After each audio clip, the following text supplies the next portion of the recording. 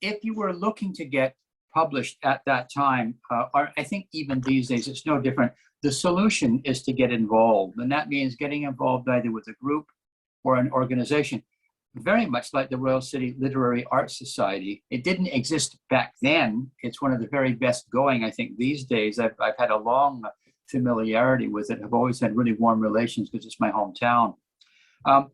Back in the 1970s, there really were very few such organizations. The West Coast was still a bit of a Wild West. There were some organizations, and they existed, but they were mostly for professional writers already. There was a UBC-oriented set of writers, of poets, of fiction writers who commanded most of the attention. There was a group of writers for the CBC, for television, some for radio, and there were the theater groups involved in the city, the theater arts community.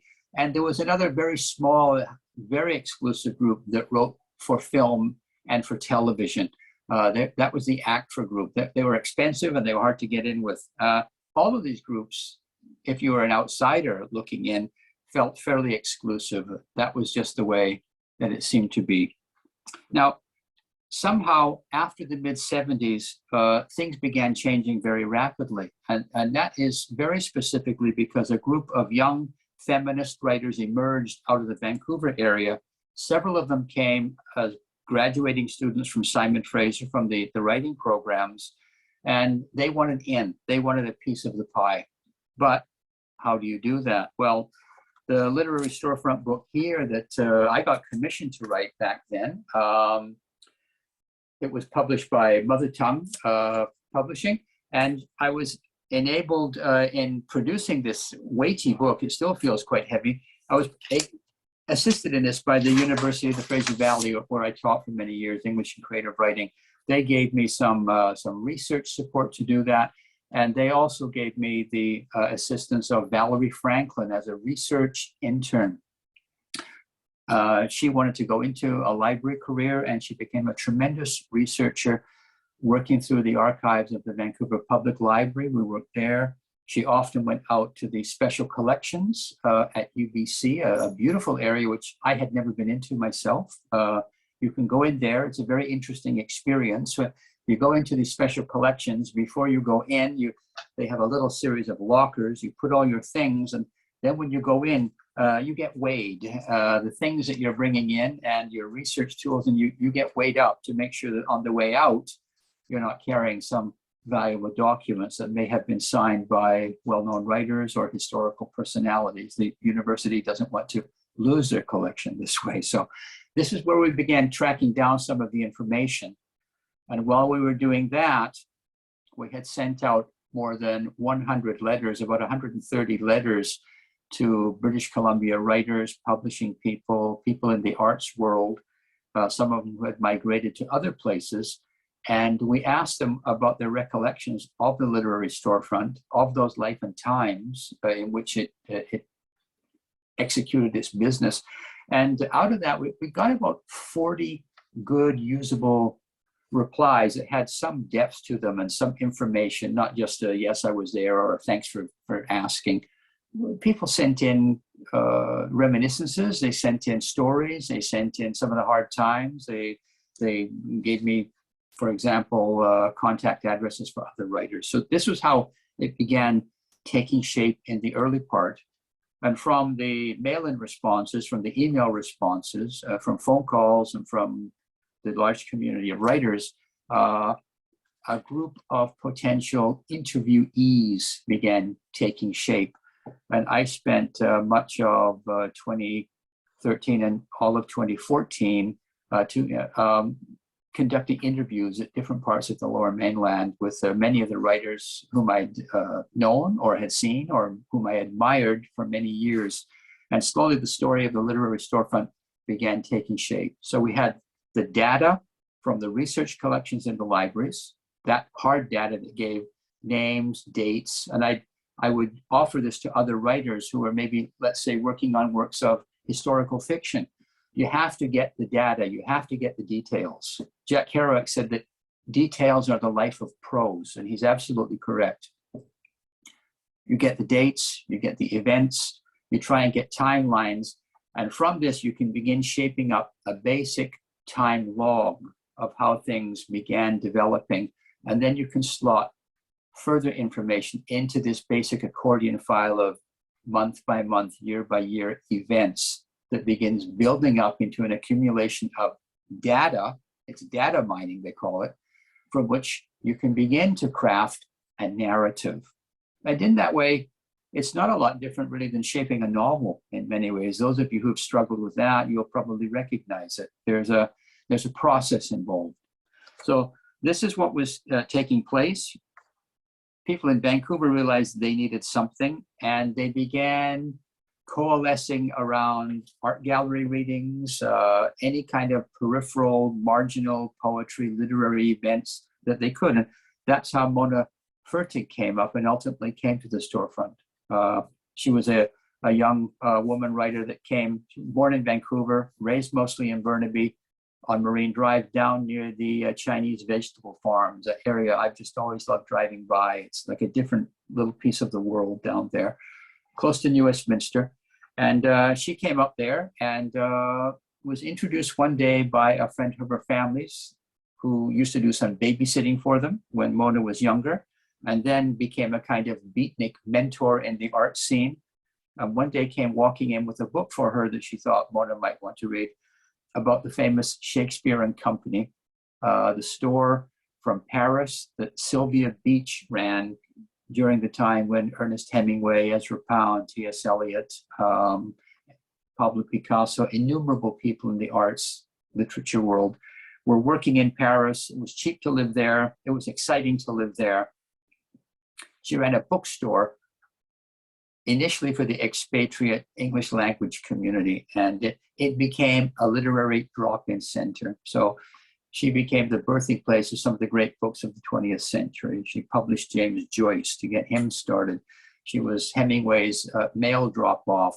Gertrude Stein and her partner could have their mail picked up. You could drop by, you could order things, you could meet people there. It became a kind of living room for writing and literature in Paris and the left bank.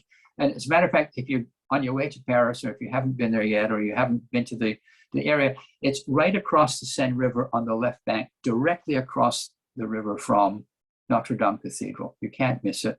And the area is still there. The bookstore is still there. It's still charming. Young people, young writers, artists from around the world are still flocking there.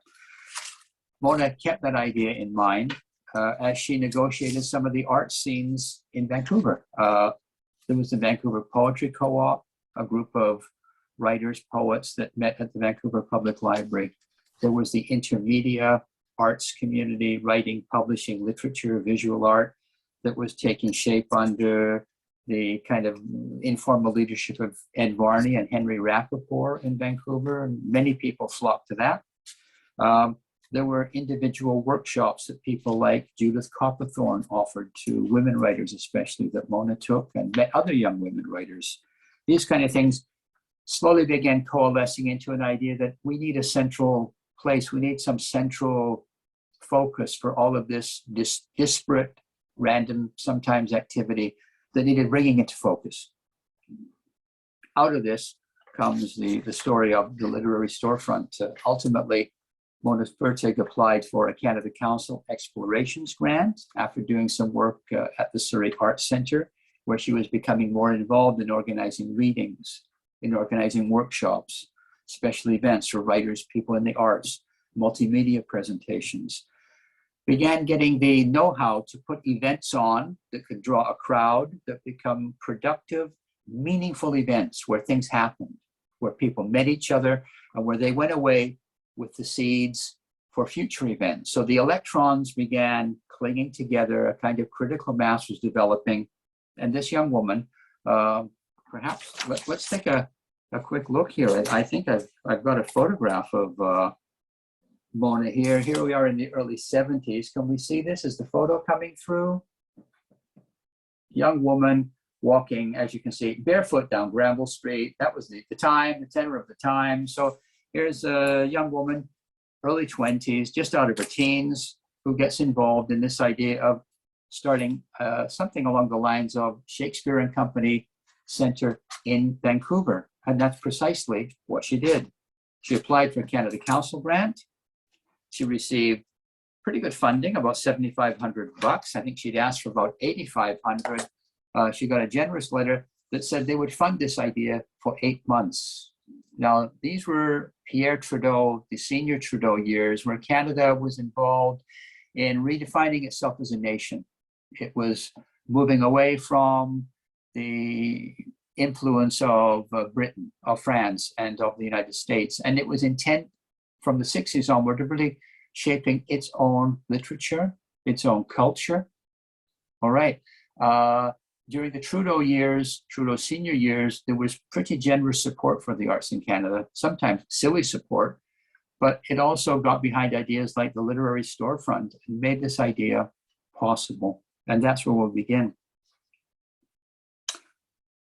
Founded by Mona Fertig, a Vancouver poet, the Literary Storefront thrived in Vancouver from 1978 to 1985. That may not seem like a long period, but the reverberations are still continuing. It didn't really go away. A unique literary center and cultural institution, it was situated in the historic Gastown area near the Pacific Coast City's Inner Harbor waterfront. During its heyday, the storefront had some 500 members, poets, playwrights, novelists, readers, editors, publishers, journalists, teachers, and everything in between. And during its first 2 years alone, drew more than 13,000 people to its diverse events. 2 years, 13,000 people showed up at the Literary Storefront events that Mona Fertig had organized, as well as for its lending library of 2,000 books by mainly Canadian authors. People gravitated here for individual reasons, to meet, to talk, and to learn about writing, about publishing, about the world of books and literature. Some came for comradeship, open access, solidarity. Many came simply to see and hear or rub shoulders with an amazing range of established literary personalities who were drawn here. The Literary Storefront's hundreds of public readings and workshops drew. I'll give you a few names, among other notables: Margaret Atwood, Michael Ondaatje, Dorothy Livesey, Jane Rule, Al Purdy, Earl Burney, Bill Bissett, Audrey Thomas, Lawrence Ferlinghetti, up from City Lights in San Francisco, P.K. Page, Sir Stephen Spender, Edward Albee, Elizabeth Smart.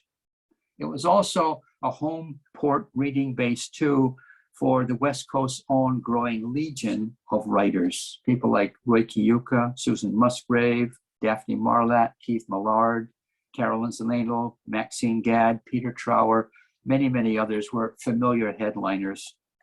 Yet the Literary Storefront was never about simply readings or performances or any one thing. Canada had seen nothing quite like it previously, nor has it since. This is a book then of oral history, of documentation, and it recounts that project of Mona Fertig's, who was the daughter again of Vancouver painter George Fertig, a terrifically talented artist who just never got a fair shake in the art world. He was consciously neglected by the established scene of the time, like other artists have been, and like innumerable writers have been by the status quo of their times. But growing up in a family, a very modest working class family, headed by an artist and by a very creative mother, Evelyn, who was also a part-time reader of tea leaves and fortunes, as well as any number of other interesting positions. She grew up with access and familiarity with the world of the arts. And I knew as a young fellow some of the artists that were familiar with her dad, that knew her dad. So I brushed up against that. And we have to remember that Vancouver's was still a very small, still developing arts community. It was modest in size.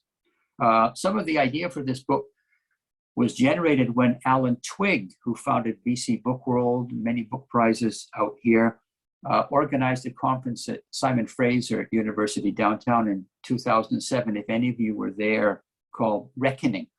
And it was a day-long conference that the university sponsored that wanted to look at the past, the present, and the future of writing, books, and literature in British Columbia, in Vancouver in particular. Terrific event.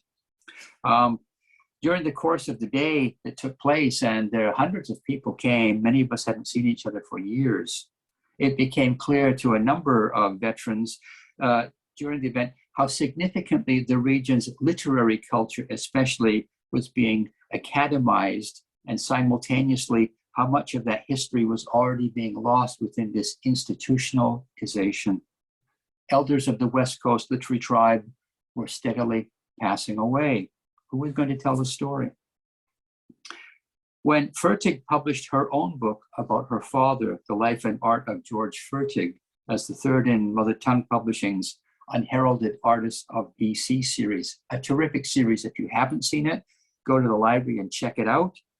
Whole series, about 10 books on BC art, but tremendous artists, many of whom just never received a fair shake, didn't get the attention that they deserved. How do these things happen? It happens. Anyway, during the course of that, it was difficult not to observe how the memory of the literary storefront itself hadn't exactly gotten a fair shake in terms of the academic worldview of literature out here. And it was fading in that same romantic twilight. As I knew a number of the artists, I also knew a good number of the writers, and began to realize that, no, these are vanishing stories. Now, I'd had my own start as a serious writer during the heyday of the old literary storefront after returning to Vancouver from several years in Northern California. I'd gone to school down there.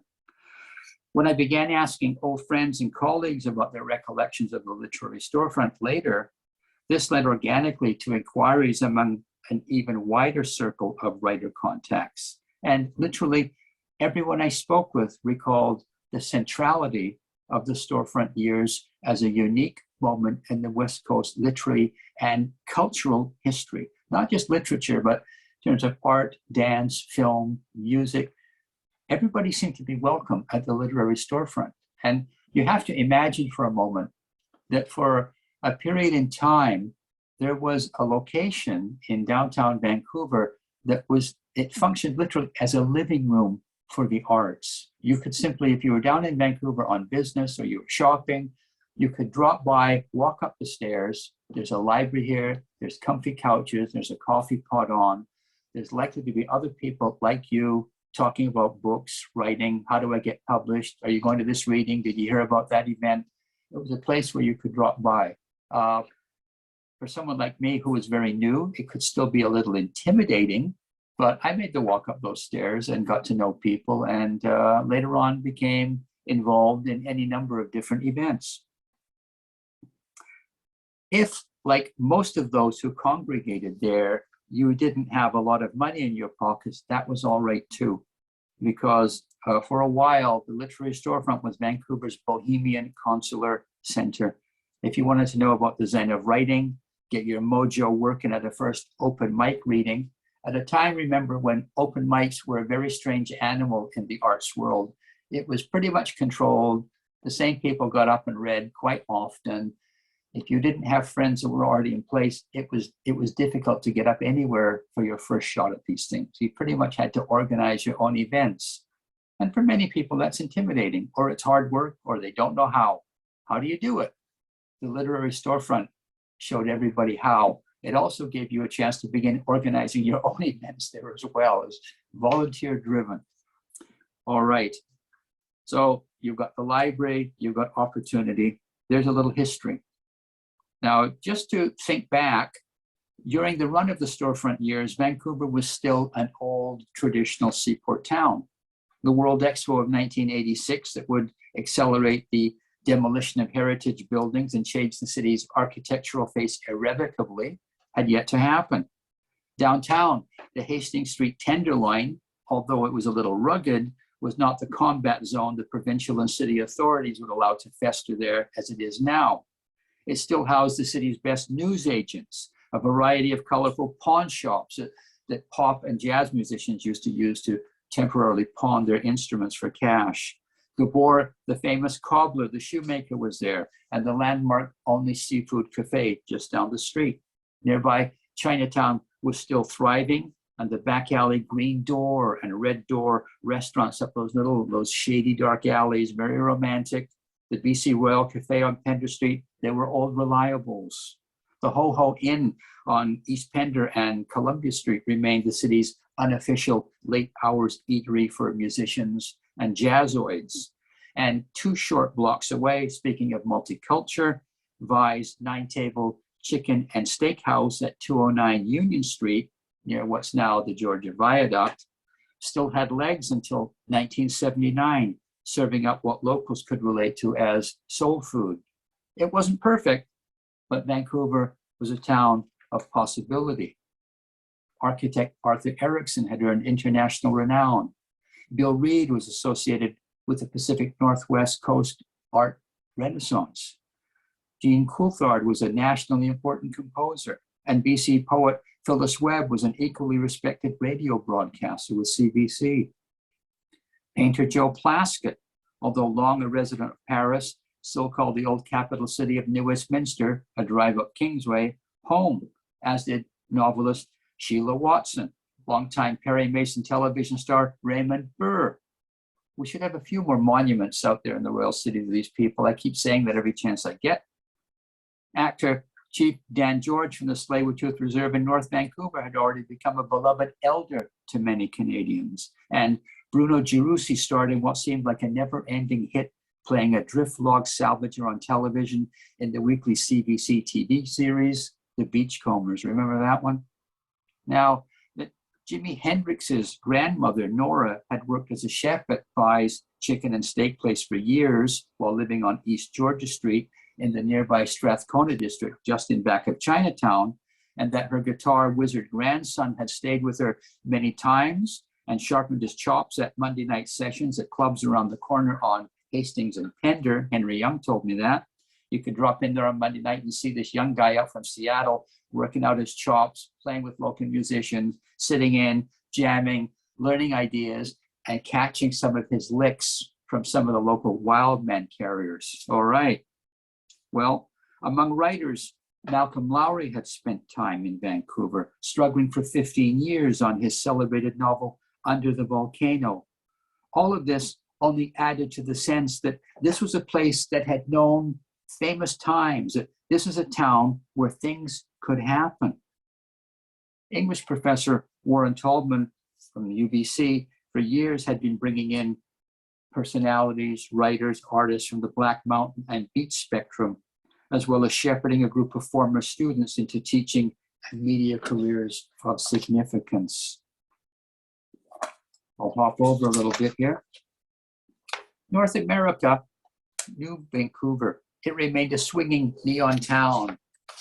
People like Frank Sinatra knew if they came to town, they didn't have to bring their own big bands with them and pay that expense. There were musicians in this town that could get up and play behind anybody. They could read that well and play that well. Celebrated.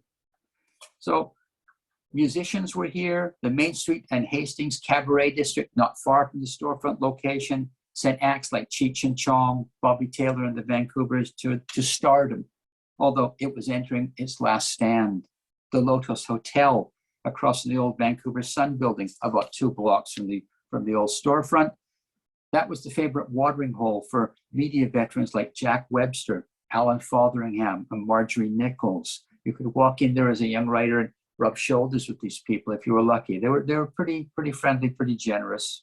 Nearby, there was the Woodward store with its famous $1.49 day, if you remember that also had the inducement of free parking in downtown Vancouver. What an idea. You didn't need to carry a credit card to park your jalopy. For bohemian diehards, the classical joint on Carroll Street, just around the corner from the storefront, was the town's perennial late night jazz nexus. And there were the usual handful of Irish pubs, run-of-the-mill watering holes that opened early for the area's large population of single-room occupants. Those old loggers, the fishermen, the boom men, miners, Sunday veterans who had somehow slipped through the social safety net. Working class, shake and shimmy, young and artistic, people with a dream. For outsiders of every sort, the Literary Storefront became the ideal location for a walk-in literary center. There it was in Gastown. It's still the place. We should have something like that today. I'll tell you one. Do I have time for one quick story? An old New Westminster story? My own encounter with the Literary Storefront came by word of mouth. I was riding in a car downtown crammed with new faces after reconnecting on the Royal City's running trails with Ron Tabak. We'd been schoolmates, and he'd gone on to pop stardom as the magnetic singer of the band called Prism, one of Vancouver's first big international rock acts. Ronnie and I ran long distance in high school. Tall and lean, he'd always been a little faster than I was. He stuttered, but he let his hair grow long and he knew how to shake it. And when he belted out a chart-busting tune like Armageddon, all the glitches disappeared and you knew you were listening to a real star. Ronnie lived the pop world high life for a few years. I'd seen his posters for a huge concert in New York Central Park when I was out on the road myself, hustling readings back east. His gold records had that sparkle dust up on his wall at his little place down the road. Now we were in a car full of Ronnie's pals, jamming out the windows. Susie Whitten, a blues singer, asked who I was. Flipping my notebook in the crowded car to poems I wrote to keep myself sane in a heavy day job, I said I was a writer. Susie reached through the mob for a scan of my lines. You want to get down to the storefront and read these, she said. What? The Literary Storefront in Gastown. My friend Mona runs it. Go down to an open mic session. Listen to the other poets. Get up and read your stuff. 2 or 3 poems like these. See what people think. One Sunday, I took Susie's advice. The first thing you noticed when you climbed the stairs in Gaslight Square at 131 Water Street was the storefront's brickwork. Funky, kind of comfy, like North Beach near City Lights in San Francisco. People read in turn. There were a lot of women. I waited, listening. Nobody got put down. When I was invited up, all went fine. People offered polite applause. At age 27, it was my first public reading in town. During a break, someone explained that it was a women's group reading, feminists, lesbians. In my newness, my enthusiasm, I'd missed all that. When I'd given my name to read, someone had simply noticed that I traveled some distance from New Westminster, and they'd been decent enough to give me a shot. When the penny finally dropped, I smiled at their kindness, nodded in thanks, and left soon after. I'd returned many times. For young writers like me, new writers, the Literary Storefront was an unofficial postgraduate education center. It was where a generation of Vancouver writers surfing somewhere between the nationalist and the as yet unformed multicultural waves in CanLit could learn how the writing and publishing game ticked. It was a chance to become part of a community. And by the late 1970s, there was a constituency in Vancouver that needed precisely this. At that same moment, in the Smiling Buddha or any other rundown club that would have them, a similar generation of young punk rockers was figuring out the music world. And a new wave of young painters and sculptors were reimagining their creative missions in the common, low-rent environments of Gastown, Chinatown, and the downtown East Side. Against this background, in 1978, the Literary Storefront would emerge right out of the starting blocks as an incubator for the literary arts in a Pacific Coast town that had long been devoted more to hard work and real estate speculation than literature. Devoted to writers and writing, highbrow literary theory from Paris and East Coast universities never transplanted well in the Literary Storefront's earthy, practical loam. If there was intellectual debate, it was on couches during random drop-in sessions with friends or strangers met while perusing the bookshelves or the framed ephemera on the walls. More likely, it was during or after a reading or a workshop presentation. The storefront hosted literary and arts events and endured financial wobbles of every sort, not uncommon from most nonprofit arts organizations. That's what made the place as likable and as celebrated as it was. It was the Gastown donkey engine in the West Coast art scene, chugging along indomitably toward the word, the sound, the beat, And ironically, that wasn't far from the mission that its founder, Mona Fertig, a working class poet, a young literary organizer from Burnaby, had envisioned when she realized what she could do now that she'd grown up. Here then is the way it was at the Literary Storefront, when in the pursuit of happiness, Mona Fertig, Vancouver's legendary unaffiliated literary force, hung out a shingle at age 24 and single-handedly got Vancouver's writing and literature jumping in a whole new way. It was a courageous idea and an enormous accomplishment for a young woman whose life so far, while rich in art and creative inspiration, had flirted around and faced down the poverty line. Heaven only knows what so many of us in the West Coast writing and publishing community would have done without it. Hail to the Muse. Thank you. Wow, awesome. Thank you so much, Trevor. And of course, thank you to Mona too. It's pretty inspiring to hear that story, how someone can just have a dream and make it happen at such a young age. That's really amazing.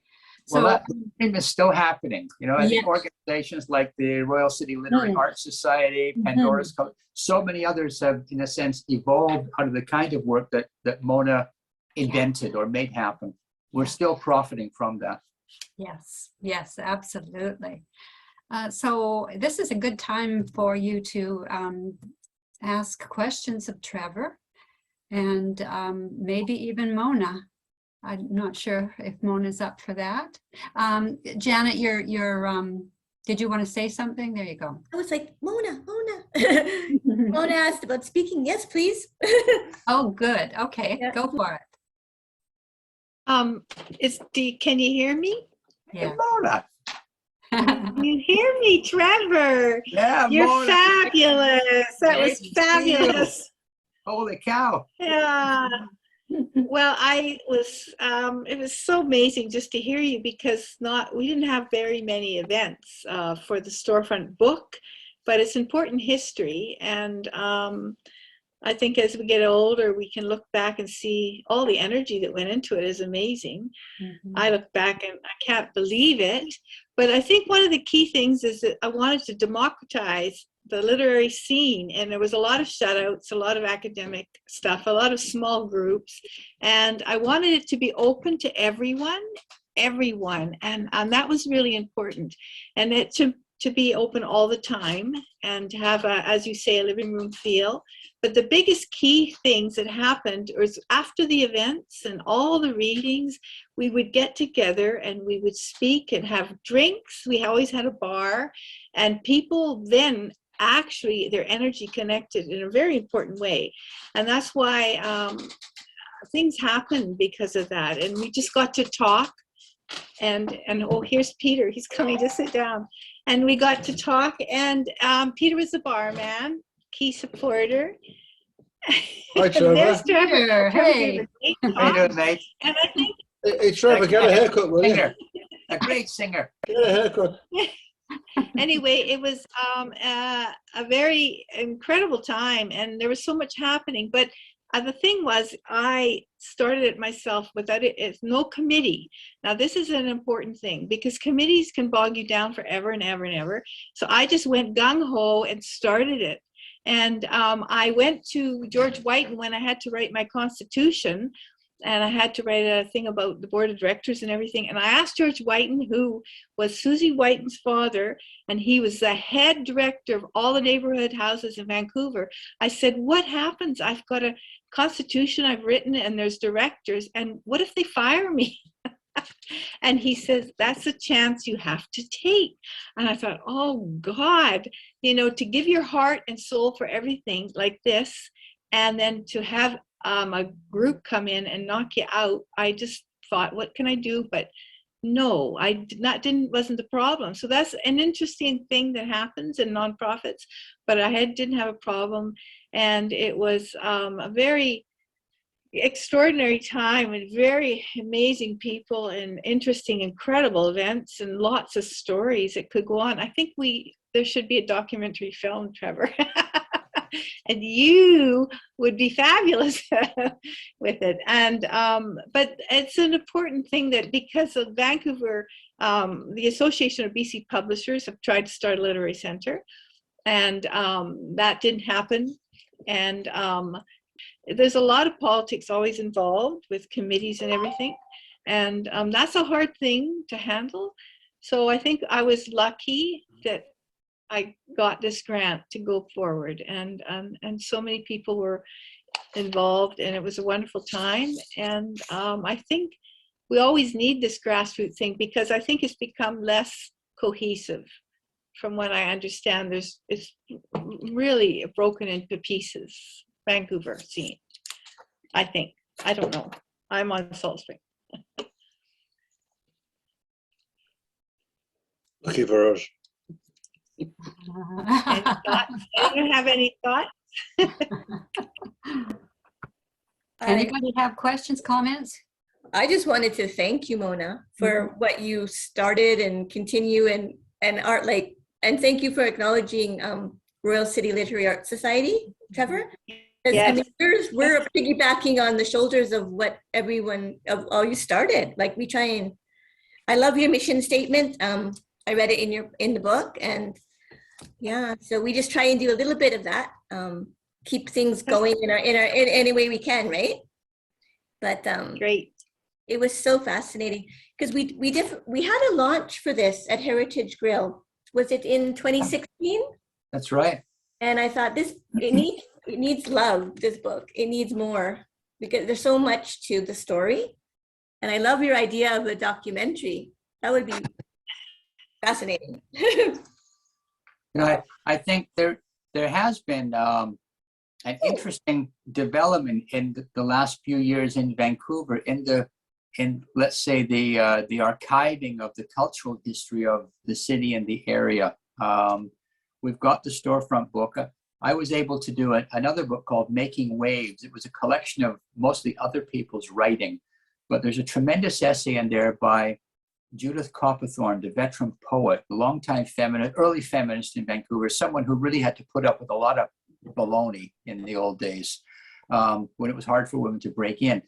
But she wrote a tremendous history about how things picked up in Vancouver from the 1950s right through to the 70s. She was an archivist. She kept track of all of this. So she's got a tremendous essay in that book, Making Waves. There's the Literary Storefront book here. And a year ago, a chap called Gregory Betts, who's a professor back east, originally from Vancouver, did a book called Finding Nothing, about the vanguards, about the Vancouver avant-garde scene that came up in the 50s through the 60s, the early 70s. It's dense reading sometimes, but it's very valuable as well for another aspect of the literary community. And I've seen now, we're starting to get a history from almost the late 40s through the 50s. We've got the 60s, the 70s into the mid 80s with the Storefront book. And it's almost, well, it is time now that we have another follow-up book where someone begins picking up what happened from Vancouver onward, let's say after the Expo, 86 years, which changed. That was the watershed mark, and that was when the Literary Storefront went into history and went into other, incarnations, as the Buddhists say. But there's probably room now for another book of this kind that could pick up what happened, and that would be the wave of multicultural energy and some of the other communities that began bringing, the gay community began bringing their voices to the fore. All of these voices were there at the Literary Storefront, but they've got more attention since that time. And I think we're ready for that. Something's been happening in the arts community, in the visual arts community, and also in the music community. So I think the Vancouver area is starting to get a sense of its own history and the importance of its culture, realizing that it's worth conserving or recording or archiving before it's lost. Once it's gone, it's gone. You can't talk to dead people. So we need to get the information from the people, the veterans who've been around and who've seen the trials and tribulations of surviving in that cultural world for as long as they have. It's fascinating stuff. The interviews for this book, when we were doing them, were phenomenal. We'd be conducting interviews in little cafes in East Van or down in Strathcona district, and other people would start pulling chairs closer and going, hey, look who's there, look who's over there. Yeah. It became a cultural event. So too bad we couldn't have had those interviews filmed. Wow. Wow. Trevor, you are a cultural event. You're a walking cultural event. Your mind and your stories are. Yeah, I think, should we take some questions? Yeah. Yes, Susan. Am I muted? Unmute? Oh, you're unmuted. Yeah, we Oh, can hear you. good. Well, just given how much Vancouver has changed, and I live way out in Fort Langley area, and it's hard to get in. But I'm just wondering. I guess my question is, do you think it's possible for something that's different from the Literary Storefront, but has the same kind of earthy human feel that we need? That could. Where do we go from here? Is it possible to unify the poetry community and have a center that would draw more people and conversations? Is that a question for me, Susan? Yeah, we can start with you. That would be the best place to start. Well, I think the obvious answer is that there is no central focus. Like Mona said, it's become so fragmented. The Pat Massey's bookstores become a good place to attend readings or go for readings or try and launch your book. If you bring a book out these days, you know this, Susan, because you're a prolific writer and publisher. It's challenging. Where do you launch your book these days? You have to. I know. You Art get publishers to offer a launch. Some don't, and they don't do much publicity. They don't send out review copies. You pretty much are on your own. You might as well be self-publishing in some ways. That may not be true of every press, but it's certainly different now than it was when I first published with Richard Olafson in, what was it, 98. I started late, but I've been writing ever since I was 16 years old or younger. But I published in little magazines, but then got my first trades book out through Ecstasis, and I've been publishing pretty much ever since. But yeah, it's getting just so overwhelming sometimes to even know where to start with marketing your book and getting it into readers' hands. That may be because of my age too. That might have something to do with it, but yeah. No, I think we've got Mona Fertig there in the audience. I think Mona is a veteran publisher with Mother Tongue as well, and other fine press imprints with her husband Peter. They know a lot about this. Maybe Mona, could we ask her to get involved in that? Yeah, there is a group called Poetry in Canada. I think that's what it's called. And it's kind of a spin-off a bit from in a group called Poetry in Canada. They want to establish this an actual place, a poetry center in Vancouver. Now, they're not calling it a Vancouver place. It's called a Canadian place. It's become wider, and you can look at their website. And I don't have any involvement in it. There is a board and stuff. And but again, I have an interesting question about this. And maybe because I'm a woman and I'm not, I'm a poet, but I've got a few books, not a lot. But with the Association of BC Book Publishers, they never talked to me about Literary Storefront. They did a massive research of literary centers all around the world, big funding, big documents, but no one actually talked to me about what it was like and anything I thought about it. And same with this Poetry Center of Canada. They never actually bothered to ask me what I thought, just as maybe an elder. I'm getting older, sure. So maybe I'm an elder now. So what I'm just asking about is I did have some experience, and I do have some thoughts about it, but people are interested in what I have to say. But there is this thing happening. It's called Poetry in Canada website. You can look it up. And they're wanting to establish a poetry physical center in Vancouver, and they have lots of big names on their site. And they have Phyllis Webb, a picture of Phyllis Webb there, but Phyllis Webb, I knew her. She's a very good friend here on Salt Spring, passed away last year, and she hated groups. So any association with a group, she would hate it. But they've adorned her on the website, and you know, that's the way it goes. But it's interesting. There is a place for it, but it must be open. It must be root ground based. It cannot be just the academia and the best poets. It has to be open to everyone. It can't be just you know, an elitist group. My opinion. Anyway. I love that idea. Mm-hmm. I wish we could have it in US. It would be my dream. But yeah. It could happen. It could happen. It could happen, maybe. I wanted to say something just to, Yes. the new executive did move it to, is it Fairly? Isn't that still going on Wednesday nights? I think so. Yeah, I think so too. Is And it, it may be hybrid, both Zoom and in person. yeah. Sorry, I'm not up to date on that. Oh, Susan, hi. Hi, hi. Good to see you. Good to see you and everybody. I'll mute myself now. Me too. And I just want to say, I'm getting a couple of questions from people. May I speak? And please, you don't have to ask me. If you want to speak, just put your hand up, and I'll just tell you what, you know, to go ahead. But you don't need to ask me. Yeah. So anybody who wants to speak, just. Carol, you mentioned about, or Trevor, you mentioned, and Mona, you had an amazing library that you accumulated at the Literary Storefront, I believe, right? A big library of books. Mhm. And Yeah. where did the bulk of those end up? It went to the Kootenai School of Writing. Okay.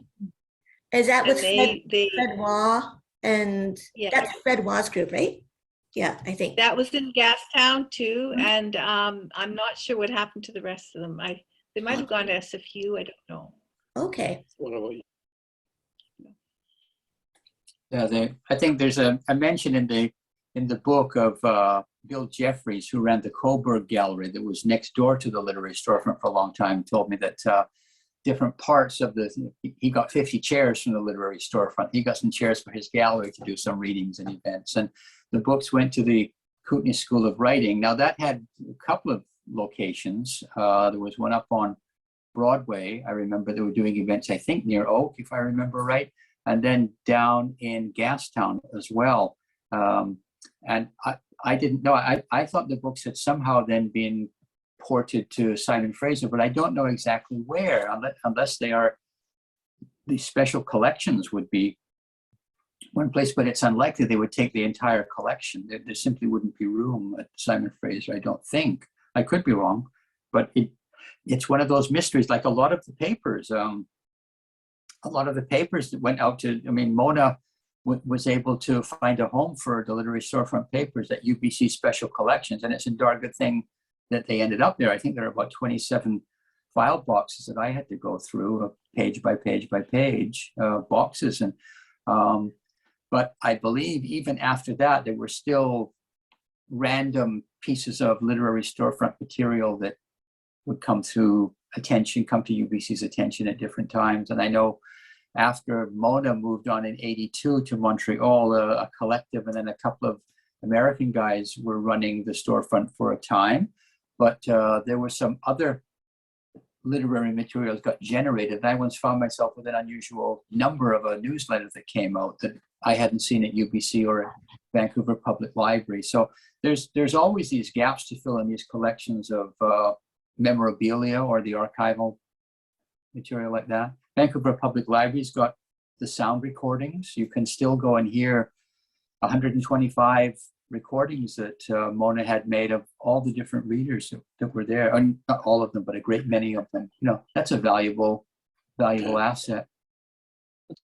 Probably a PhD project for a young literary tyro would be to go through that kind of material and find out the copyright possibilities of having many of those things put up online nowadays. That would be one of the ways you can get done. Of course, some of the labor, we can sort of outsource it to India these days, where they have very skillful people who do things for a fraction of the cost here. I don't want to sound like I'm undercutting Canadian labor, but nobody else has done it in about 40 years, so we could try it. That might be one way of getting this archive up online that could be accessed, globally.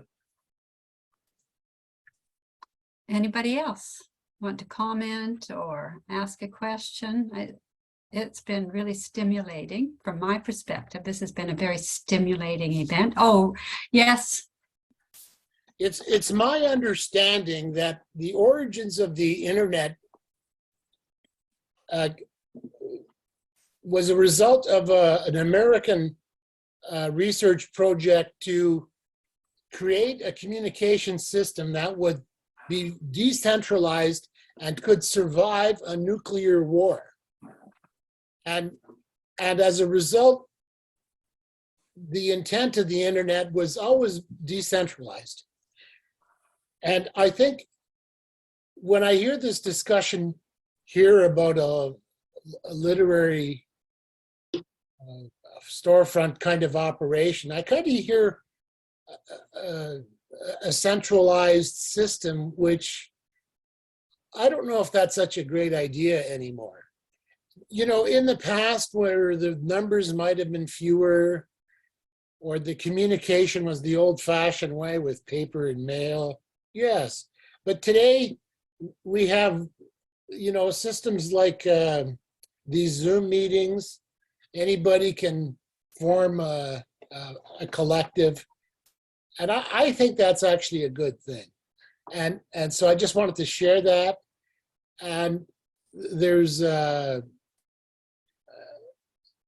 strength here in having a community of artists, like this group is based out of New Westminster, which is really great because I think New West is a central location in the Lower Mainland. And the magic here is as a result of COVID and all the shutdowns, we've all been forced to innovate, and this is one of the results. And I think that's a good thing because there's thousands of groups like this with other different subjects. So I just wanted to throw out an alternative perspective just for your thinking. Thank you. Thank you. Thank you, Richard. Anybody wanted to respond to that? I have a feeling that what Trevor and Mona might have been suggesting wasn't a centralization so much as, first of all, providing places in different locations where people could do what Mona did, but also the idea of all this information, the history that's out there, finding a way of putting it all together and making it available worldwide. I think that's what I was hearing them say, not necessarily centralization, because I think you're right. We need pockets of this where it's available to people. Maybe just to add to that, if I could, one of the things that the Literary Storefront had was it was easy access. People could plan events there. What evolved at the Literary Storefront is that Canadian publishers knew that, you know, if we're bringing a new book out by this particular author, like kind of what Susan McCaslam alluded to a little while ago, and they knew that when they were planning to launch this book, there was a place in Vancouver where they could, if they were a small publisher from Winnipeg or from, you know, New Brunswick, from Toronto, from Quebec, anywhere you like, and from anywhere in BC, they could contact the Literary Storefront and say, we've got a writer coming through, any chance we could organize an event there? Could we do a reading? Could we get an event? And that's how it happened. It was a place. I'm not sure where you could do that in Vancouver these days with any reliability. There was a place, and there was enough regularity to the events that took place there that people knew that if they went to a storefront event, it was probably going to be worth their while. It was probably going to be fairly high quality. And you always knew that you were going to meet other people there. And in the world of the arts, that's really important, just that sense of fellowship, because we work in isolation, most of us. You know, writing is a a contemplative life. We work alone, and we do get a chance to talk to each other at events like this, either live or online. But the possibility of just rubbing shoulders sometimes is really critical. There was a place in Toronto for many years when I was a younger writer, and all of the different writers associations in Canada had their head offices in this one building, an old brick building off of Queen Street in a kind of arty part of town. And I knew that anytime I was going to be in Toronto hustling a book or trying to sell a book or trying to meet people or doing interviews, there was always a place where I could go in, find a place to sit down. Somebody would offer me a cup of coffee. I could catch up on the news, get the gossip into business, find out what was going on around town. Sometimes you could find a bunk there. There was, people did billeting. It was a tremendous resource to have. And I think that's gone the way of all flesh these days. But Toronto had something that was important. Vancouver had something that was important. And there were nodules, or these nodes of concentration, concentrated energy, where if you wanted to know about writing and books and publishing, this was the place for you. And that is what I think we sense, that absence in Vancouver, that there isn't a place that is just reliable often enough where you could simply be there, show up, and it was there for you. These days, everything is by appointment. And if you're a writer and you get down and bark with the right number of respectful arfs and show your gratitude, you might get an appointment with somebody. It hasn't changed that much. Maybe not everybody agrees with that, but I've been around this business a long time now, and I'm not sure I see that much of a positive improvement. People are respectful, kindly, but you can submit manuscripts for 6 months and keep waiting for a reply, if ever it might come these days. That hasn't changed. And if anybody wants to contradict me, I'd love to hear their experience.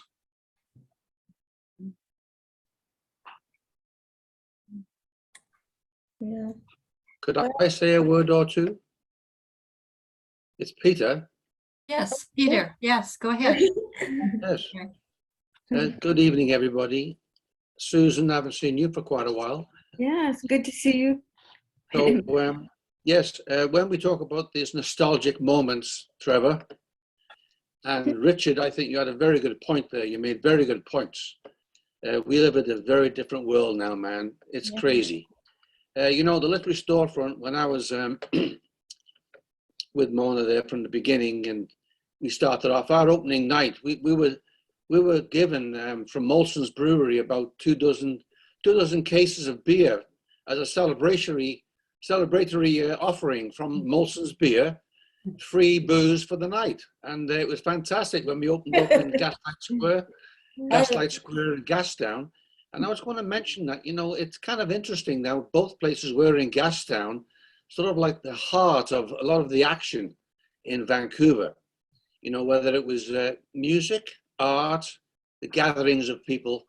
And so, quite often after events had finalized, we'd wander through Gastown, we'd go to the nearest pub or the Spaghetti Factory and have a bite to eat. And one occasion I remember with Dorothy Livesey, before her reading, we all met at the Spaghetti Factory. And there's Dorothy, sitting next to me, enjoying her meal and all that. So they were wonderful moments, and I think unrestrictive moments where, in my opinion, it was fine to smoke openly in the storefront. We had Literary Storefront with ashtrays all over the place. And you could sit there, just like the beat days and listen to poetry and all this activity, and with the cigarette in one hand and the beer in the other.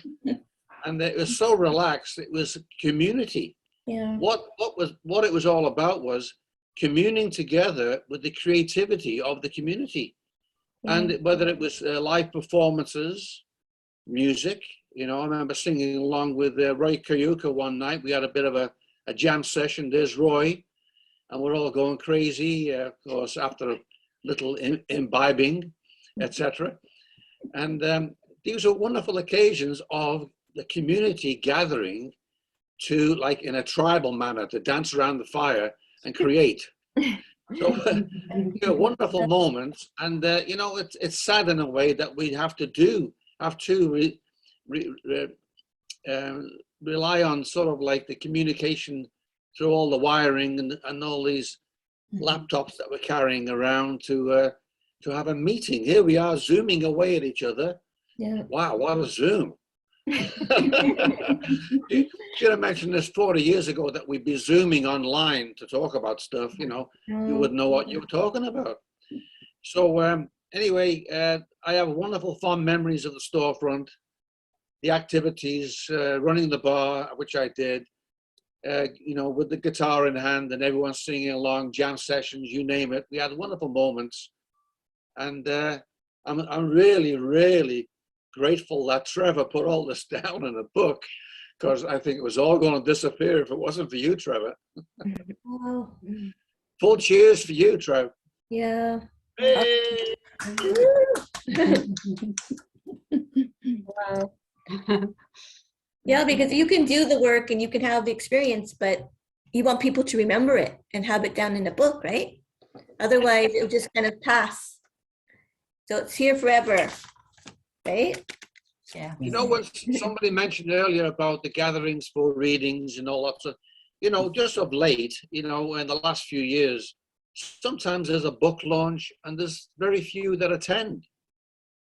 But, you know, I tell you, Literary Storefront, whenever we had a book launch or an event, it was a packed house. Yeah. It was packed every night. And the cleanup afterwards was horrendous. One wasn't a of dull the moment. one of the things that when I was going through the book again, just preparing for this evening, I took a look at the different kind of events that went on. There was the readings and there was the open mic readings where you could get up. I think I mentioned that was my first reading in Vancouver. I'd done them down in the States or over in England, but a chance to get up with an open mic, that was critical. There were the film evenings where there were literary films were being shown, where you can go and come down and enjoy a film with people. I mentioned that the dance and art events where different people, you know, Al Neal might be in there with one of his colleagues who was dancing or doing some music. There was a newsletter that was critical in those days. The storefront used to publish a 16-page newsletter. That doesn't sound like a big thick newspaper, but 16 pages is a substantial amount to get out on a regular business when you're selling it for 35 cents, right? But it was a chance to publicize your events, publicize your book, but also to publish some of your own work. And where are the places where young up-and-comers or newer writers, older writers have decided to get involved? Where do they get their first break? Where are those first places to get your poems published these days? You know, in print if you can, besides the ephemeral online possibility. That was there. There were the book launches all the time that were always fun because there was a party. Somebody was going to lay out a bit of food and there'd be a few drinks and there's an event going on.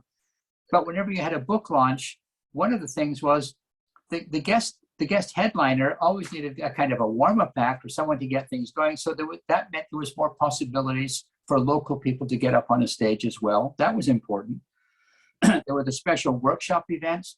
One of the things that was so critical is that the storefront, it hosted, I think, the first ever event I knew of for writers where you could go study what was going on in this new thing called computers, word processing. And I remember a group of us went down to an event in Gastown and somebody brought in about a 5-foot long, it looked like a bazooka or a Tibetan rocket launcher or something.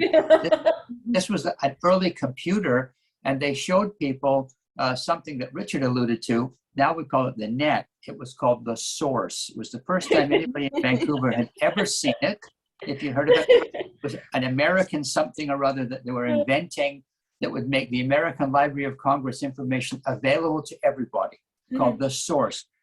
And about 30 Vancouver writers went down and came out of there gobsmacked. We've never seen anything like it. It was access to this enormous library of world literature, history, books, newspapers. It was all going to be on this new thing called a word processor, a computer. We'd never seen the like. We saw that at the Literary Storefront. Volunteer action, all the fellowship, the constant fundraising. When you're trying to raise money, the events that you have to keep coming up with to keep it fresh and new, it can't just be another birthday party or another T-shirt sale. So people kept coming up with things. I found a few. Suddenly, somebody came up with the idea of a Shakespeare's 419th birthday party. Yeah, that was an excuse for a party at the storefront. Roy Kiyuka's Year of the Goat poetry reading. All right, so bring in a goat. And there was one I just loved. It was a rejection letter display. I mean, Oh, love it. a display of everybody's sort of, you know, Hey, Trevor, Ooh. Trevor, we were selling bricks. We all had these bricks behind us, and we would sell a brick as a membership token. here's The whole- Romeo The and whole wall Juliet, was named with everybody. bricks. Oh, beautiful photo. Yeah. So that they were coming up with constant ideas to try and keep it new, try and keep it fresh. That's the most powerful word in advertising. And that was what the storefront was able to do to keep it rolling, which I think is because of the constancy and the frequency and the originality and the regularity of all of these events. That's what burned Mona Fertig out ultimately when she finally couldn't take it anymore and had to take a break, and it evolved into other leadership possibilities. That's what happened, and until ultimately the Literary Storefront ran into the Expo 86 brick wall, and that was where the funding went. If you were in British Columbia government, all the money was going to this enormous event that would transform Vancouver's image internationally. So if people wonder what happened to the Literary Storefront, it was time and place. Vancouver was getting ready to enter another stage of its civic evolution. And these kind of central or original arts opportunities that we had, they became very difficult opportunities to continue. That was the reality. So why don't we have one now? They cost money to run, or a limited amount of money and an enormous amount of volunteer energy. And without those two things, you're not going to have a center. And a Vancouver Poetry Center, it needs a philanthropist who loves poetry. If Bill Gates's family are interested, maybe it will happen, but a poetry center sounds like to me sounds like a pretty limited opportunity. I think the net is going to have to be wider to sustain itself. I really would think that. The storefront showed that even with the best will in the world, with the most determined leadership from people like Mona, from a really committed large body of volunteers, it's difficult to sustain. I wish I could be more optimistic, but there's the reality. It needs some guaranteed funding. There was a place for quite a while called the Community Arts Council building on Davie Street in Vancouver, just down from Davie and Burrard. That was a terrific opportunity at a small exhibition gallery. There were music events that went on, and there were reading events that went on. And that was something that was put in as what's called a density bonusing opportunity.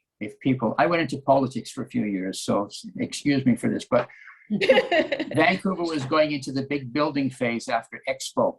And if you're thinking of building your 24-story high-rise, one of the possibilities was maybe they might allow you to build 26 or 27 stories and make even more money if, in exchange, you would guarantee to give one of the corner ground floor spaces to a women's health collective, for example, or a community arts council center, as another example. This is one possibility. I could see that happening, a density bonusing arrangement where if someone could find a sympathetic developer, maybe someone like Michael Audain, who's a great philanthropist in the city, maybe that might become possibility for a 10 or a 15-year period for a literary center. I think that would be the model, not these pie-in-the-sky dreamland things I've heard of or been invited to look at since I wrote the book, of other groups who've planned these literary centers where, to put it bluntly, there's more time and space going into planning the menus for the big glossy glamour restaurant that will be into place than there is about the literary content. So I reserve the right to wonder about some of these flashy ideas going around. I hope they take off, but I think the density bonusing opportunity with a building developer and one of the municipalities that's dedicated to preserving culture, I think that could work. I think that's probably a model that could be pursued productively. Yeah. Trevor, I have some small experience in Mona, a smaller, very smaller experience of what you did. But I helped organize a small art gallery. But we signed up to do 1 month as a pop-up, and we ended up being there for 3 years. Ah. But we had to close because of COVID. But we were having like some book launches and poetry readings and different things like that, and music and concerts. But I can understand everything that you're saying. It was, you have the lack of volunteers, you have to pay the rent every month, but I would love to try that again, but I think I got burned out. So I don't see it happening anytime soon. But it sounds like you gave your heart and soul to the Literary Storefront, Mona. Yes, yeah. Mhm. Yeah, I agree. yeah. Yeah, I'm thinking in New Westminster, Janet, the Massey Theatre now has these creative spaces. Yes, we've had a So- couple events there. Yeah, so that would be a really good central Yeah. location, I think. I'm actually talking to them. Yeah, Mm. I have no feelers out, but Cool. Yeah. Okay, wow. What an evening it's been so far. I just think this has been fantastic. Really appreciate Trevor's time and his expertise and the energy of having Mona with us as well. Yeah, but Yeah, it's very nostalgic listening to, this picture of Vancouver in the Absolutely. mid-70s, it was- Absolutely. took Yeah. us all back, I think. Uh-huh. That's one of the things I really noticed too, was that, wow, so I'm getting an image of Vancouver that I'd forgotten about. The idea of what Vancouver used to be. it's like a golden age.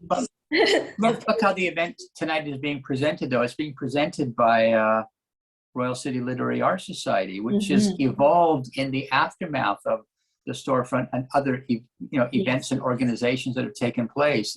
Yeah. This is your organization has taken on part of the role now that the Literary Storefront used to have. You have your open mics, which I think we're looking forward to here. You have these different events. You've had workshop events and fellowship events. I mean, I've enjoyed working with you people, but I've also enjoyed being a kind of a fan in the audience in Queen's Park. Near the band shelter, right? Pretty funky. So Yeah. it's not just a nostalgia moment. I think it's a recognition moment that maybe, like, part of what Richard has said. This is what we've evolved to, or what Peter has added to. This is what is happening now. If there was a way to centralize a little bit of it, well, that would make it easier for a lot of people, probably like Janet and Joyce Godwin, whose name I saw, all these other people who contribute to make things go with Canadian Authors Association or the Fed of BC Writers or your organization. If there was a place where from time to time everybody could pitch in, that would be tremendous for the city. Excellent idea. Yeah. Yeah. Wow. Yeah. More work, Janet. Yeah, before I don't believe Renee is here. Renee Roden or I Rodden? don't think so. No. She had RSVP, but I think she was part of the Literary Storefront, I believe. Oh, okay. Am I right, Mona? Someone named Renee? Renee Roden? Yes. Renee Roden. Okay, Renee, Yeah. Renee Roden, yeah. but she's not, she Renee was a bookstore owner, right? Or something? Yeah, she yeah. worked at Octopus Books for a while, and Okay. she was a volunteer, and I did send her a link to tune in. Yeah. Right. So Yeah, check she in and her with- partner, Billy Little, ran a series of R2B2 books on 4th Avenue in Kitsilano for a very long time as well. Yeah. That went on. So Renee was around for quite a while, and it is still out there somewhere. And still writing as well. Yeah. So, Okay, we have 2 people signed up for open mic. So we'll start with you, Herb. Okay, thank you. I have one here that is based on somebody else's poem. The excerpt reads, "Ye tradeful merchant that with weary toil do seek the most precious thing to make you gain, and both the Indies of their treasures spoil. What needeth you to seek so far in vain? That's by Spencer. We follow many paths. We bounce from pillar to the post. We trade, we sail, we fly about. We win, we lose, we gather goods. We build our homes. We carry dreams of temples strong with domes. We have a plenty. We do not want. We are not naked. We do not lie. We go not hungry. All is calm. All is near. We can afford to travel and not go broke and rejoice in holiday. We are well blessed, while ye, poor soul, you serve another God, ye tradeful merchant that so weary toil. Are you so certain of your aims? Have you set straight your goalposts? For scattershot will miss the mass you wish to destroy and maim the audience you seek.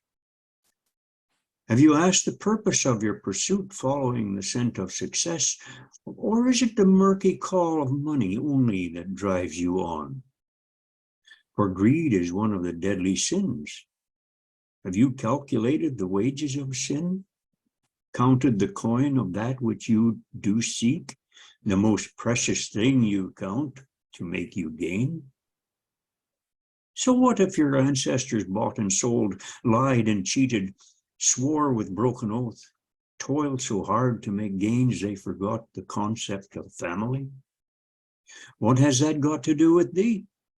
Thou hast a solemn duty to serve, to share, to lead the honest life, to protect and share your charity. And do you have a master plan? Have you made a plan B? Have you sworn an oath for good?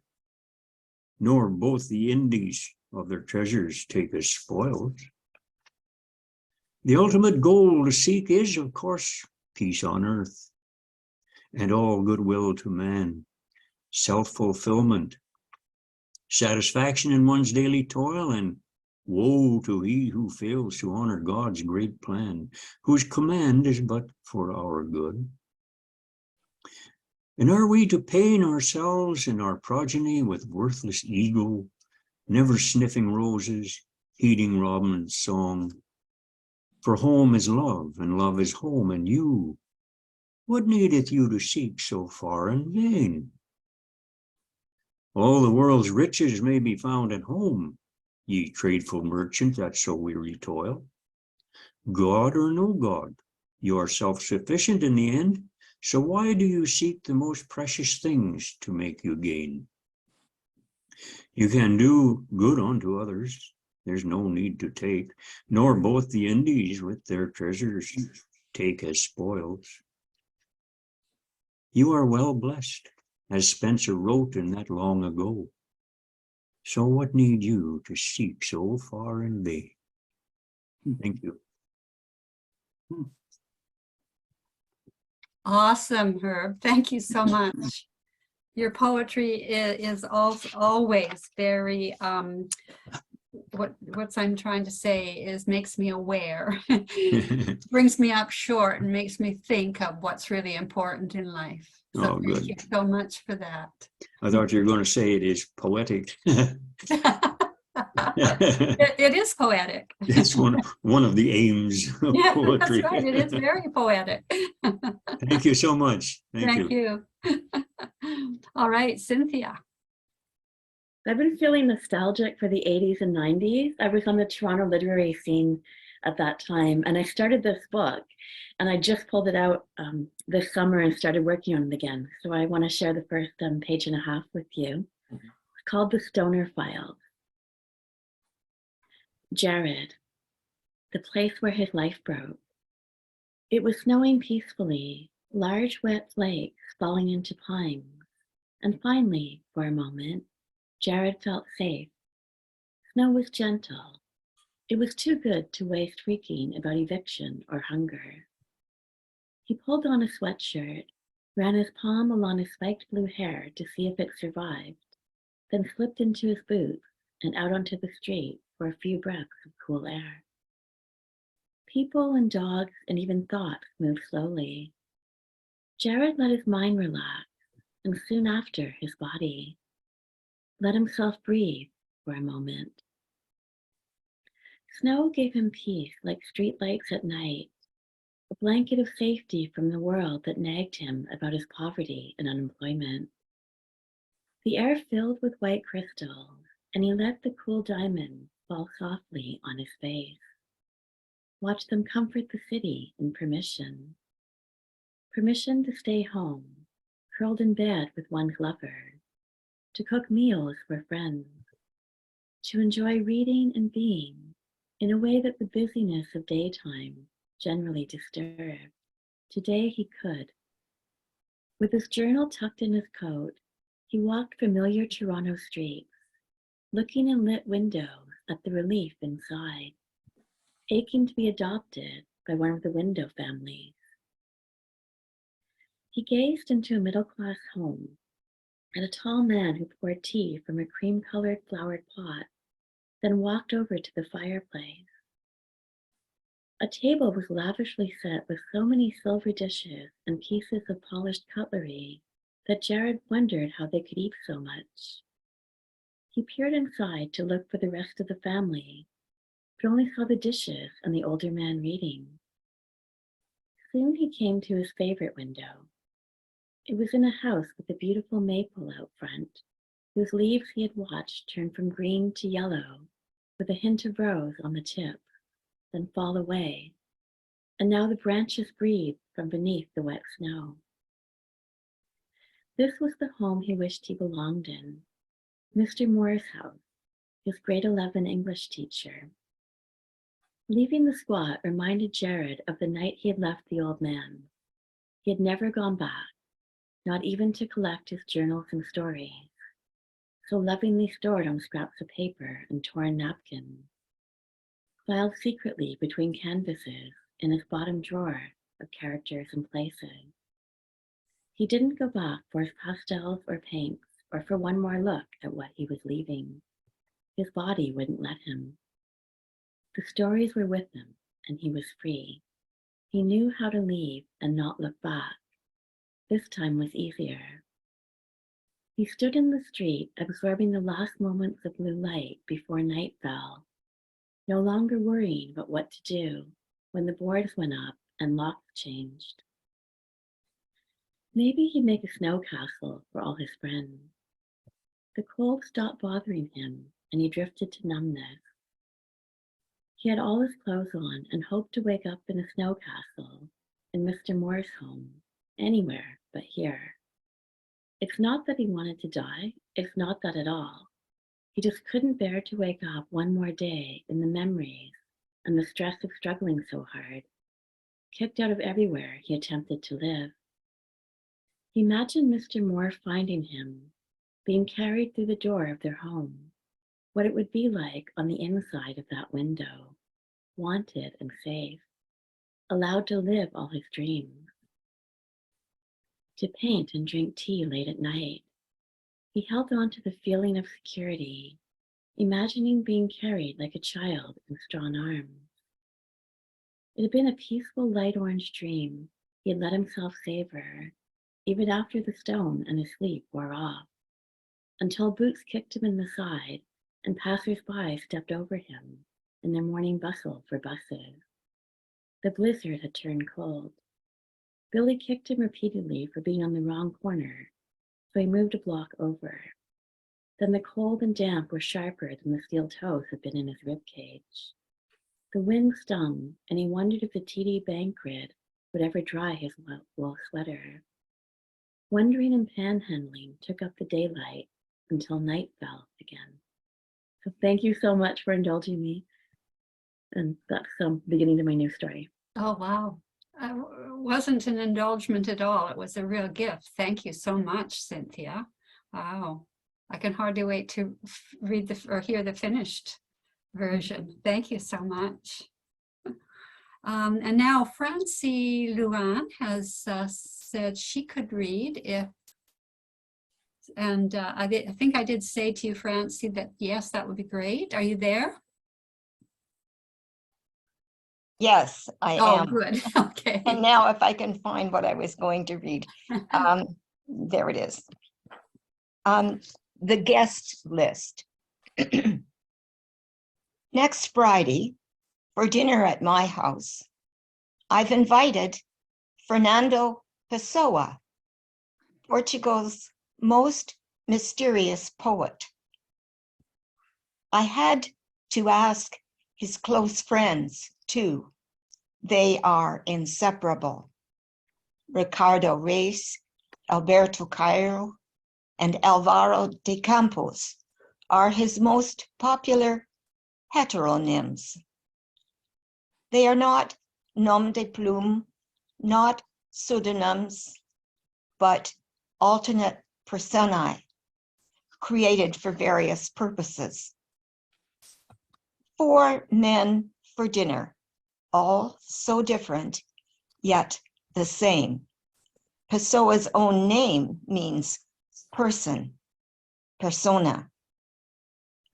I'll ask Fernando himself, ele mesmo, about all his drama within persons, drama and gente. Although he wrote a poem titled Self-Analysis, Autopsychographia, I fear he'll tell me nothing. I'll ask Ricardo about Uma Arte de Viver, an art of living, and Alberto of Uma Arte de Se, an art of being.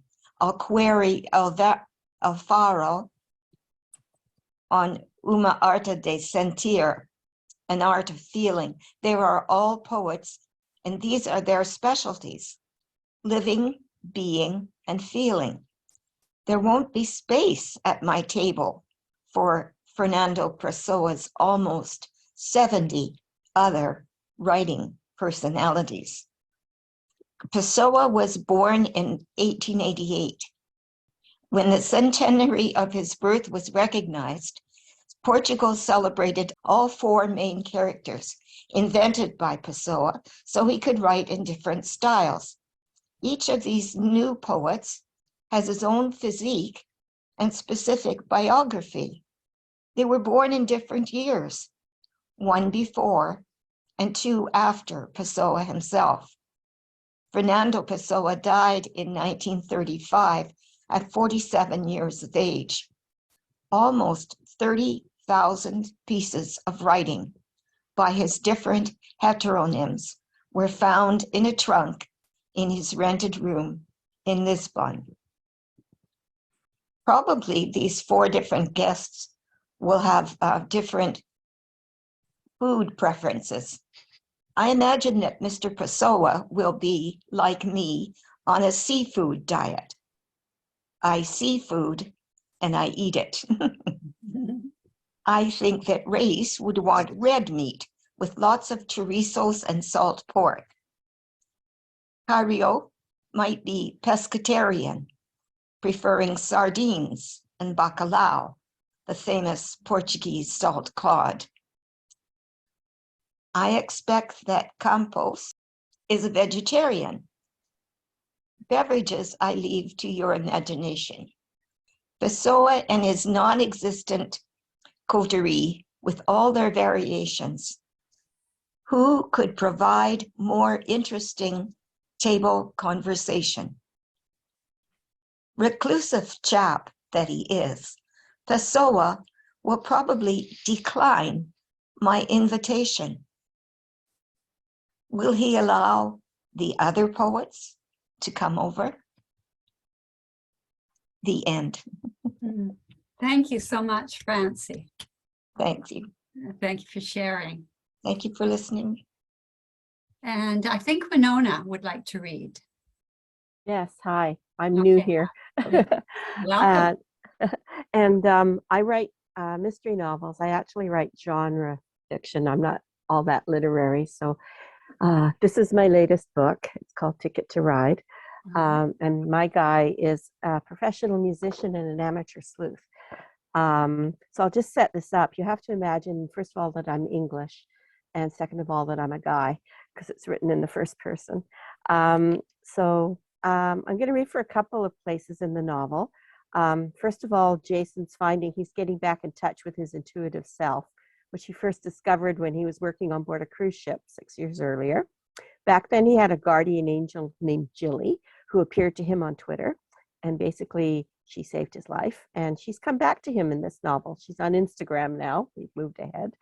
And she communicates with him through private messages. So one of the other things Jason is doing in this novel is trying to figure out who his mother's real father was, because there's a lot of mystery surrounding her parentage. And his mom was born during World War II. So let me start here. The fireplace in my room was bothering me. You know, when you pick up a certain awareness, an overwhelming something that worms its way into your imagination and you can't make it go away. I kept looking at the black and white marble surround and the black metal grate, and I couldn't shake that feeling. It was so strong, I actually rang down to reception to see if there was another room available, but there was a convention in the hotel the following day, and they were fully booked. I checked to see if Jilly was around. She wasn't, of course. I sent her a message anyway. What do you know about the Royal Lionheart Hotel, Jilly? I've tried looking up its history, but I can't seem to find the kind of information I'm looking for. I've got this fireplace in my room. She wasn't there. Then I distracted myself with laundry. I have to say, he's on tour with a band. I forgot to tell you that. Freddie, their tour manager, took excellent care of our stage clothes. We had 2 of everything. And because we were always staying for a couple of days wherever we were performing, getting those cleaned was easy. But for anyone who's curious, yes, our regular clothes, including socks and underwear, were our own responsibility. I had a clever solution for on-the-road laundry. I freely admit I borrowed the idea from a fellow musician who wrote about it in one of his tour diaries. I owe you one, Ken. 1, run warm water into the bath. 2, throw in your clothes. 3, add soap. 4, strip down, climb in, and walk all over everything until it's clean. 5, rinse and hang on to a portable line to dry. The clothes, not yourself, unless you're into kinky things like that. Don't ever let anyone ever tell you that I'm not domestically self-sufficient. Also, I have very clean feet. So we have a little pause. And then I knew that bloody fireplace was going to give me bad dreams. In the middle of the night, I was woken up by an apparition. I was lying on my back and I opened my eyes. He, was standing beside my bed, looking down at me. I saw him very clearly. He was wearing a cap with a badge on it, with wings, and a thick white crew neck sweater, a gray flying jacket, gray trousers, a yellow inflatable life jacket, and fleece-lined boots. And he was smoking. I waited for him to say something, and when he didn't, I sat up, whereupon he vanished. You know that moment when you're somewhere between asleep and awake, and you're never quite sure which it is, because your sleeping brain is switching off, and your waking up brain hasn't quite engaged yet. My eyes were open. A street light outside my window was shining into the room, and I was staring at the fireplace where the airman had been standing, and I could still smell his burning cigarette. So the next morning, he's having lunch with his mother, breakfast, sorry. A guest in one of the other rooms, my mother said sensibly in the morning when I joined her for breakfast in the hotel's restaurant. There are gaps underneath the doors. Except, I said, the rooms are all non-smoking and the alarm would have gone off. Someone on the pavement outside then, Mum shrugged, pouring herself a cup of tea. And yet, I said, drinking my coffee, Biggin Hill. When I was 8, my mother and Granny Vera had taken me to Biggin Hill, the former RAF base in Bromley, Kent, which was famous for its squadrons, which helped win the Battle of Britain. It was 1976, and a few of the buildings were still standing, though they were empty and in danger of falling into disrepair. They had a lovely little chapel, which had been built in the 1950s under the auspices of Winston Churchill himself, and that appeared to be the main purpose of our visit, though I'm ashamed to say that I wasn't particularly interested in it, in spite of my granny's attempts to instill some sense of World War II history into my childhood. It was a blazing hot day when we walked up the path, past the 2 Guardians, which, in 1976, were a real World War II Hurricane and Spitfire and not the replicas, which later replaced them. We went inside, and even at age 8, I was immediately struck by the sense of peace and serenity that embraced us. I felt it. I know my mom did too. And the look on my granny's face was heavenly. I mean that. She was a young woman during the war, a WAF, and I knew she'd been posted to Biggin Hill, though I wasn't sure what her job had been. So going to visit St. George's Chapel on that particular day in August 1976 was like a visit to my granny's past. I walked around the chapel with Mom and Granny, looking at the Book of Remembrance and the panels containing the names of fallen airmen. To be honest, I was more interested in having a look at the 2 airplanes outside, but I understood that this visit was important to Granny, so I did my best to be patient. The chapel was fairly austere, simple red brick, all straight lines and a distinct lack of ornamentation, typical of post-war Britain. But I remember being impressed by the floor, which was parquet, and which had been constructed from wooden blocks fashioned from the propellers of decommissioned aircraft. We sat for a few moments in one of the pews, and Granny told me about the day in 1940 when Biggin Hill had been particularly badly bombed, and the room where she and her colleagues were working was destroyed, necessitating their relocation to an empty butcher shop down the road. As I was digesting Granny's story, there was a noise. All 3 of us heard it. It sounded not unlike a coin dropping to the floor and then rolling away from us under another pew. It was very distinct. We listened and then looked at each other. Then Mom got up to look for the coin. She couldn't find it. And it seemed it was just me who noticed the faint smell of a freshly lit cigarette. We were the only people in the chapel at the time, and the smell hadn't been there when we'd come in. I'd have sworn to it. I was convinced it was the ghost of a dead airman, letting us know how much he appreciated that we'd come to visit. Hello, I thought, my heart and my imagination filled with newfound respect. I'm pleased to meet you too. As far as I could recall, that incident at Biggin Hill was the only time my mother had accepted the idea that ghosts existed and were able to manifest themselves in extraordinary ways. And that's a true story too. Thank you. Wow, thank you for sharing that. Did you say that was true? Yes, it's based on that. Based Actually on did true. happen. It did That's actually cool. happen to me. That's Yeah. cool. Yeah, thank you, Winona.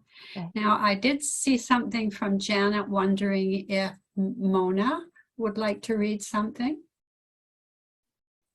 No? Okay, fair enough. No, that's great. Yeah. Thank you to everybody who read. And thank you for, yep, go ahead. Maybe one poem from Trevor, if he felt wants to. inclined to do so. I'd have to run and Oh. grab one of my poetry books. Yeah. Yeah. Well, That's Yeah. okay. Yeah, you can, if you feel like doing that, that's fine. We don't mind waiting. And if you'd rather not right now, that's fine too. That's okay. Hang on. Okay. See what I can do. I love it. I can never. It doesn't hurt to ask, right? So Sorry? it doesn't hurt to ask. No, for sure. Yes, I absolutely. put in the chat. We're having our Cogswell Award event on Zoom. That will be on Sunday, December 4th at 2 p.m. And you can send me an email at janetquaman@ourclass.com and I can send you the link if you'd like to attend. Yeah, we have our long list on our website if you haven't seen the top 10 books. So exciting. Yeah. Congratulations, Mother Tongue Publishing has one of the books. I can't see the author's name without looking it up. Matsuri or Matsuki. I have to. Suki Matsutani. That's it. Okay. Yeah. So congratulations. Okay, Trevor. Sure. Well, because it's my hometown, I'll read this from the first poetry book I did called Closing the Circle. And I've read this so many times over the years in so many places, but hometown boy. And this is, I just grabbed one off a shelf here that was close by, Closing the Circle.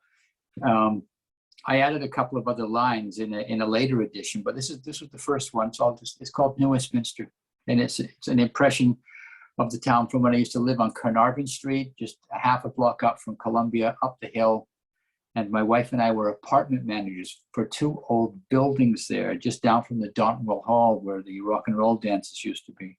And we would hear this. We were very close to the river. New Westminster. Night sounds drift up from the river, exquisite screech of night trains grinding steel on cold, raw steel slowly up the line to Port Moody. Tug whistles bawl counterpoint off Brownsville beneath Patella Bridge, chugging and chugging. Burglar alarms ring and ring back of warehouse row. Gulls scream mad all night in feeding orgies. Hooligans arc lit by milliard sodium lamps. The gulls hover, veer in false light, iridescent, swoop the spawn run, cry on starts of wind blown up from the delta. Muscle cars rev cobbled, hilly streets, swarthy, glistening sea lions bark and bark for love in moonlight.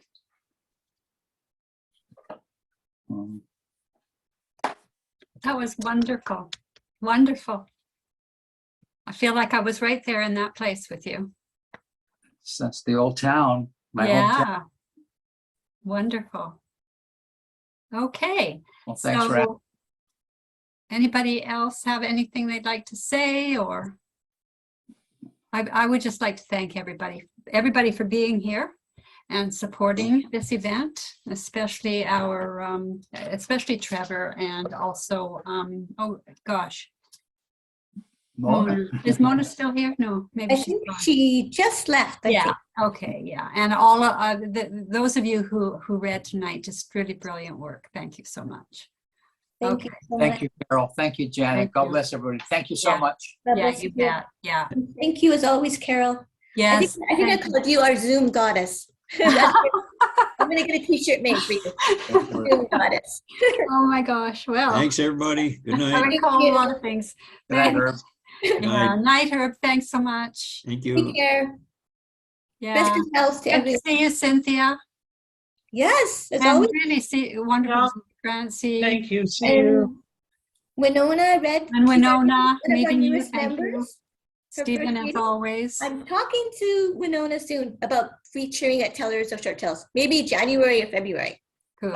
That's great. Okay. Yeah. All right. Thank you, Francie. Take care. Be well. Yeah. Okay, good night. Night. Good night. Night. It was great hearing you read, and I'm definitely going to look up your poetry. So thank you. And thank you, Carol. Great job. Thanks. Great job for you too. Okay, I'm closing off. Have a good evening.